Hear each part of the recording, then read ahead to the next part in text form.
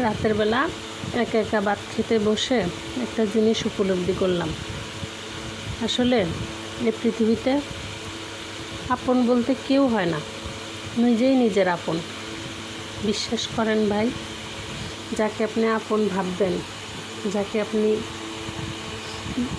ভালোবাসবেন, বিশ্বাস করবেন, একটা সময় সেই মানুষটাই আপনাকে এমনভাবে আঘাত করবে, মনে হবে যে সে আপনাকে চিনেও না।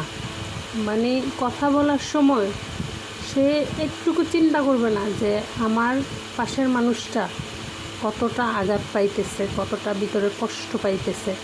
আপনি তার জন্য যুদ্ধ করতেছেন, যুদ্ধ কিন্তু তার জন্য করতেছেন, কিন্তু সেই আপনারে মানে কি বুঝাই দিবে আপনি খারাপ। কিন্তু আপনি কেন খারাপ? কারণ আপনি তাকে চাচ্ছেন, তাকে একান্তভাবে পাইতে চাইতেছেন, তাকে একান্তভাবে ভালোবাসতে চাইতেছেন। সে যেন আপনার থেকে দূরে সরে না যায়, সে যেন আপনারই সারা জীবন পাশে থাকে।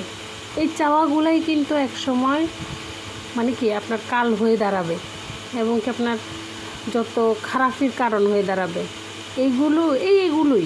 এগুলোর কারণেই আপনি খারাপ, আপনি অনেক অনেক খারাপ মানুষ, যেটা বলার বাইরে।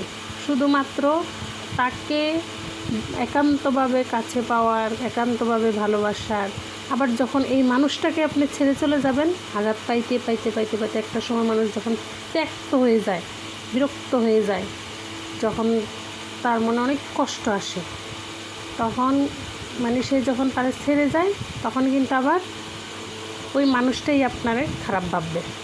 এটাই দুনিয়ার নিয়ম।